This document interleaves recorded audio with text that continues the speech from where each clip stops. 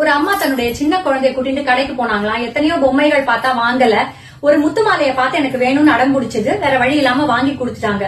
ரொம்ப சீப்பான ஒரு முத்து மாலை, ஆனா விலை அதிகமா இருந்தாலும் குழந்தை கேட்கவும் வாங்கி கொடுத்துட்டாங்க. அதை கழட்டவே இல்லையா, எப்ப பாரு கழுத்திலேயே போட்டு இருந்தாலும். அவங்க அப்பா தினமும் கதை சொல்லி தூங்க வைப்பாரு. கொஞ்ச நாட்கள் ஆன உடனே வழக்கம் போல கதை சொல்லி தூங்க வைக்கும் போது, உனக்கு அப்பானா பிடிக்குமா அப்படின்னு, ரொம்ப பிடிக்கும்பா, எனக்காக அந்த முத்து மாலையை தரியா அப்படின்னு கேட்டாரு. அப்பா வேண்டாப்பா, எனக்கு முத்து மாலை ரொம்ப பிடிக்கும், நீ வேணா என்னோட பிங்கி பொம்மையை எடுத்துக்கோயேன் அப்படின்னு சொல்லிடுது. இன்னும் சில மாதங்கள் ஆச்சு, மறுபடியும் இதே கேள்வியை கேட்கிறாரு. அப்பானா பிடிக்குமா, எனக்கு அந்த முத்து மாலையை கொடுக்குறியான்னு. அப்பா எனக்கு முத்து மாலை தான்ப்பா வேணும், நீ என்னோட குதிரை பொம்மையை வேணா எடுத்துக்கோயேன் பதிலுக்கு அப்படின்னு சொல்லிட்டு. இன்னும் சில வருஷங்கள் ஆகும் பொழுது அந்த முத்து மாலை அதோடைய ஒரிஜினல் கலர் எல்லாம் மாறி மங்கி போய் அங்கங்க உடஞ்சு போயெல்லாம் ஆயிடுத்து. இந்த முறை அந்த குழந்தை தானாவே வந்து, அப்பா இந்த முத்து மாலையை கேட்டுட்டே இருப்பியே, இதை வேணா வச்சுக்கோ அப்படின்னு சொன்ன உடனே அதை இந்த கையில வாங்கிட்டு இந்த கையால ஒரு வெல்வெட் துணியில சுத்தப்பட்ட நல் முத்து மாலைய பரிசாக கொடுக்கிறாரு. அதை பார்த்த உடனே அவளுக்கு ஒரே ஆச்சரியம்.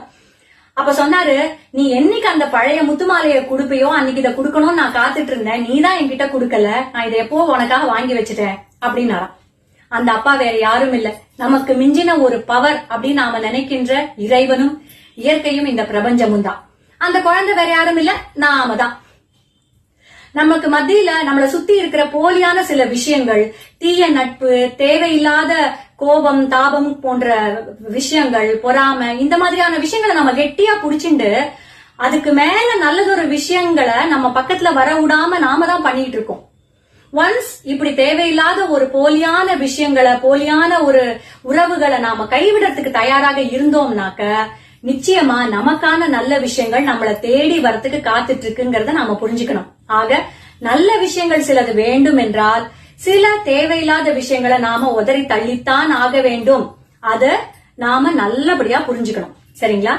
நல்லதே நடக்கும்.